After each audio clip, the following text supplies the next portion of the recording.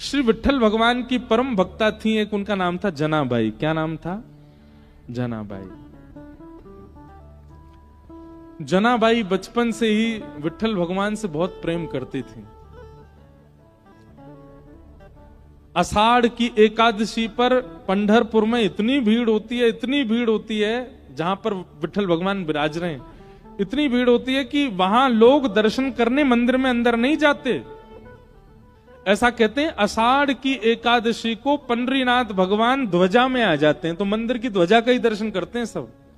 मंदिर के अंदर तो सीमित लोग जाते हैं। आषाढ़ की एकादशी को जनाबाई अपने माता पिता के साथ पंढरपुर आ गए और उस भरे भीड़ में जनाबाई खो गई। स्वाभाविक रूप से क्या होता है कि जब व्यक्ति कहीं भीड़ में खो जाता है तो रोता है, लेकिन जनाबाई नाच रही थी। क्यों? जनाबाई नाच रही थी, आनंदित हो रही थी। बोले अच्छा हुआ, अब मैं इन संतों के पास ही रहूंगी, इन भक्तों के पास ही रहूंगी, पंढरपुर में ही रहूंगी, विट्ठल के पास ही रहूंगी। ऐसी जनाबाई। माता पिता बिछुड़ गए, जनाबाई दूर हो गई, छोटी सी थी। चंद्रभागा नदी है पंढरपुर में, वहां जाकर के जनाबाई बैठ गई। प्रयास किया पंडरीनाथ भगवान का दर्शन हो जाए, पर इतनी भीड़ कि 4 दिन तक जनाबाई को ठाकुर जी के दर्शन नहीं हुए।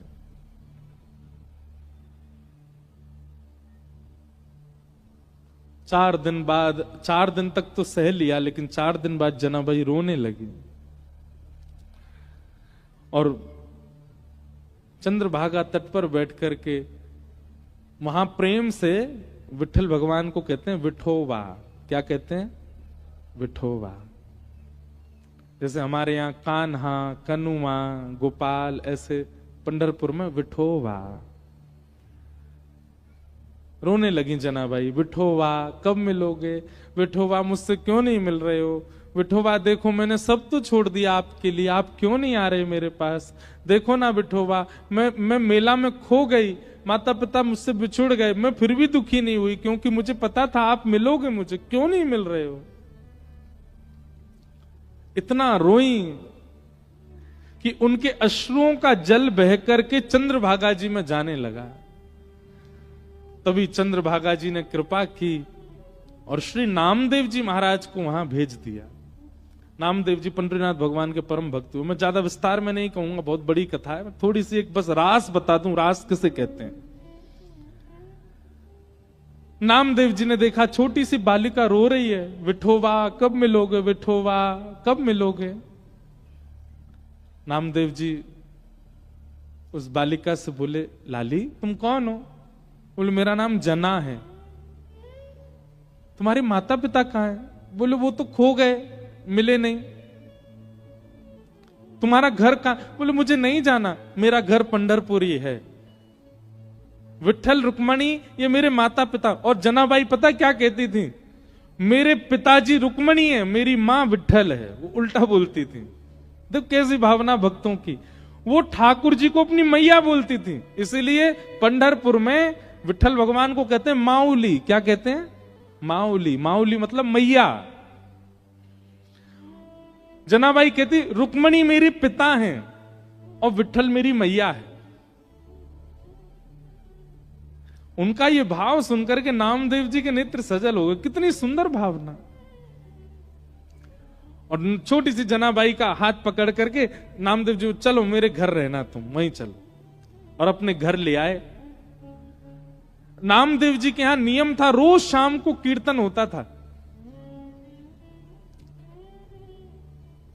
और उस कीर्तन में अनेक वैष्णव आते थे, चारों तरफ घेर के बैठते। बीच में नामदेव जी बैठ के गाते, मृदंग बजती, कांसे बजते, बढ़िया लोग उछल उछल करके नृत्य करते।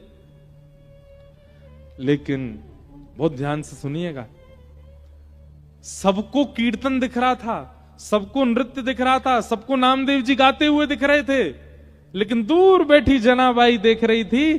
तभी उसने क्या देखा? सुंदर पीतांबरी पहने, मत्स्याकृत कुंडल धारण किए, सुंदर मुकुट धारण है, कमल जैसे नेत्र हैं, और अपने कमर पर हाथ धर करके नाचते हुए नृत्य करते हुए श्री पंडरीनाथ आ रहे हैं। और बीच कीर्तन में उछल उछल करके पंडरीनाथ नृत्य कर रहे हैं। जनाबाई ने जैसे ही पंडरीनाथ को देखा, दौड़ करके भीड़ के बीच में गई। ठाकुर जी उछल उछल के नाच रहे थे। जनाबाई सबको कहती, अरे देखो विठल नाच रहे हैं, देखो विठोबा नाच रहे हैं। अब छोटी बच्ची जान के सब बोले, हाँ नाच रहे हैं नाच रहे हैं, पर दिख किसको नहीं रहे थे। खूब रोए और खूब ताली बजाए। ठाकुर जी ज्यों ज्यों उछल के नाचे, जनाबाई ताली बजाए। कीर्तन विश्राम हुआ, ठाकुर जी चले गए। रात भर सोई नहीं, कुछ खाया नहीं, सोचती रही कैसे नाच रहे थे, कैसे आनंद कर रहे थे। दूसरे दिन फिर कीर्तन हुआ, फिर कीर्तन में ठाकुर जी आए, फिर नाचे। जनाबाई को फिर दिखे, जनाबाई फिर चिल्लावे, दूर हट जाओ, देखो ठाकुर जी नाच रहे हैं।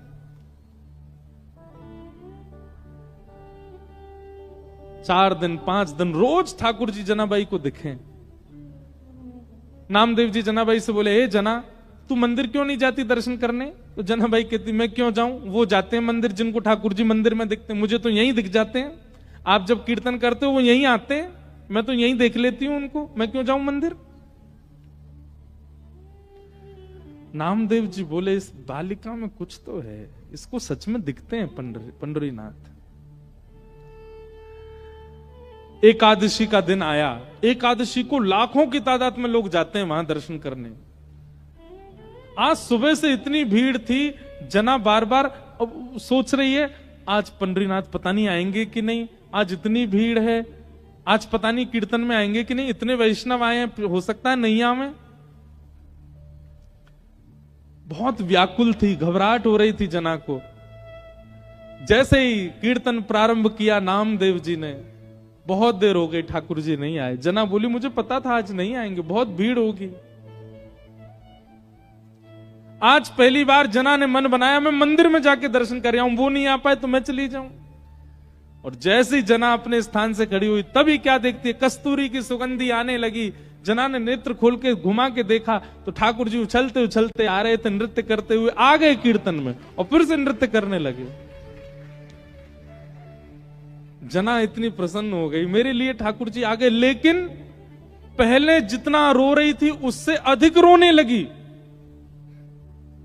क्यों? बोले, आज एकादशी है, सुबेरे के भोर के 4 बजे ब्रह्म मुहूर्त से पंडरीनाथ खड़े रहे होंगे, इतने लोगों ने इनको प्रणाम किया होगा, ये बैठे भी नहीं होंगे। एकादशी के दिन ठाकुर जी का एक क्षण के लिए भी कपाट बंद नहीं होता, इतने भीड़ होती है कि खड़े ही रहते हैं ठाकुर जी दर्शन देने के लिए। जना बोली, आज ये इतने श्रमित हैं और श्रमित होने के बाद इतनी जोर जोर से यहां नाच रहे हैं, इनके पैरों में पीड़ा हो रही होगी। तो जनाबाई क्या करती, नामदेव जी धीमे कर दो गति कीर्तन की, क्यों आप जोर से गाओगे ठाकुर जी बहुत जोर से उछलते हैं, फिर आप गति धीमी कर दो, आप गति शांत कर दो। अब उनकी कौन सुने, वो तो छोटी बालिका। और तेज होने लगा और तेज, जनाबाई तो बिखर गई, अरे धीमे करो कीर्तन, पंडरीनाथ को कष्ट हो रहा होगा। लेकिन छोटी बालिका मान करके सबने उठा के किनारे बैठा दिया, सब अपने कीर्तन में नाचने लगे।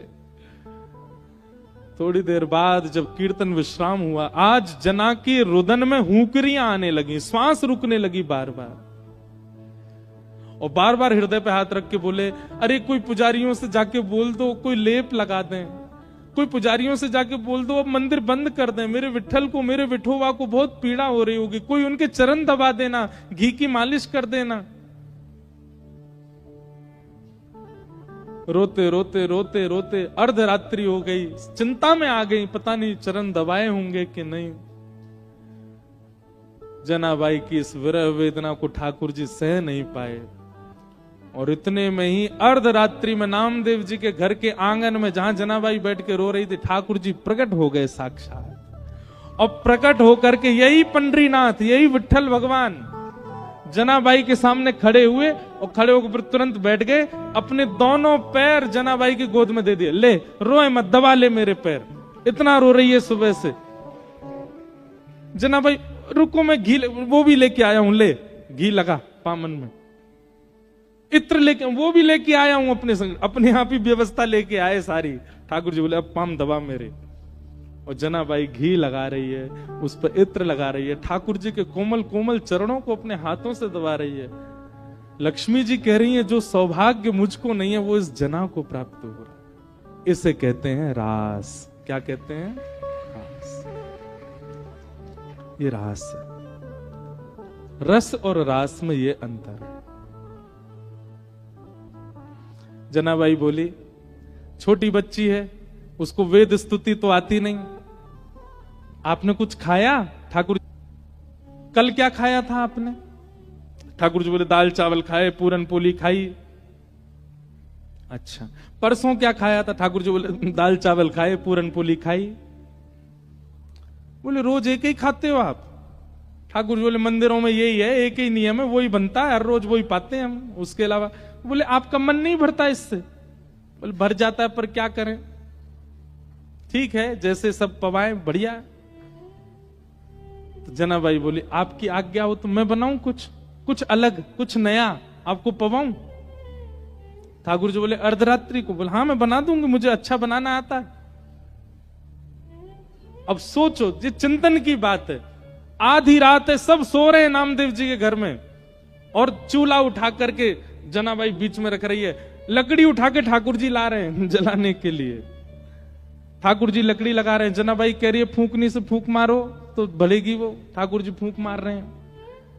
मां पतीला रखा है, बिठोवा लेके आओ, तो ठाकुर जी लेके आए। जनाबाई धो रही है, दोनों मिलकर के प्रसादी बना रहे हैं। जनाबाई बैठ गई, छोटी छोटे हाथों से छोटी छोटी रोटी बना रही है, रोटी बना के रखती है। ठाकुर जी के लिए दाल बनाई, कढ़ी बनाई, जो नए नए कुछ सामग्री बनाई, परोस दी सामने, ठाकुर जी को पवाने लगी। इतने प्रेम से ठाकुर जी पाते। और जगह तो मना करते हैं, नहीं नहीं बस बस हो गया, ए जना तू थक तो नहीं गई? नहीं थकी, एक और बना दे, हाँ पवा दे। ऐसे जना के साथ आनंद करते ठाकुर। जनाबाई की स्थिति ऐसी हो गई थी, एक बार जब जनाबाई की उम्र हो गई, बड़ी हो गई जनाबाई, तो कबीर दास ने जनाबाई के बारे में सुना। बोले महाराष्ट्र में एक परम भक्ता है जनाबाई, तो कबीर दास दर्शन करने के लिए गए। तभी किसी से पूछा जनाबाई कहां? बोले आगे वाली गली में घर है उनका, मिल लीजिए। कबीर दास जैसे गए तो वहां पे महाराज भीड़ लगी थी, लड़ाई हो रही थी, दो माताएं एक दूसरे से लड़ रही थी। कबीर दास जी ने जाके पूछा भाई ये लड़ाई क्यों हो रही है? बोले अरे ये जो लड़ रही है ये इसका नाम है जनाबाई, ये दूसरी मैया से इसलिए लड़ रही है, कल कंडे थापे थे ऊपर, कंडे समझते हैं, गोबर के उपले थापे थे, अब उनको निकाल के ले जाने में अब ये जनाबाई कह रही है कि ये अपने कंडों के साथ मेरे कंडे भी ले गई है। अब लड़ाई इस बात की हो रही है कि वो सामने वाली कंडे दे रही है और जनाबाई कान से लगा करके फेंक देती है, बोली ये मेरा नहीं है, मेरा वाला दो। अब बोले कंडे में भी मेरा तेरा क्या होता है? कबीरदास बोले कान से क्यों लगाती है? कबीरदास बोले ए जना सुनो, कंडे ही तो हैं गोबर के, कोई भी उठा ले, वो दे तो रही है सामने वाली, ले जाओ। बोले नहीं मेरे चाहिए। बोले तेरे उस पर कुछ लिखा है क्या? कुछ। बोले लिखा नहीं है। जिस कंडे को कान पे लगाने से विठोवा विठोवा विठोवा विठल विठल ध्वनि आने लगे, समझो वो मेरे हैं, बाकी सारे इसके। कबीरदास बैठ गए वहां पर। बोले भैया किसी के मुख से नाम निकलता है, किसी के रों से नाम निकलते, पर इनके स्पर्श से जड़ वस्तु में से नाम निकलता है। कबीरदास स्वयं बीनने लगे, कंडा उठा उठा, नहीं नहीं ये जना का नहीं है, फेंको। ए जना देखिए तेरा, इसमें से विठोबा आ रहा है। कबीरदास बीन के लाए। ऐसी जनाबाई। तो रास का मतलब क्या है? आपकी प्रेम लक्षणा भक्ति से प्रसन्न होकर के ठाकुर जी आपके लिए सहज हो जाएं, वो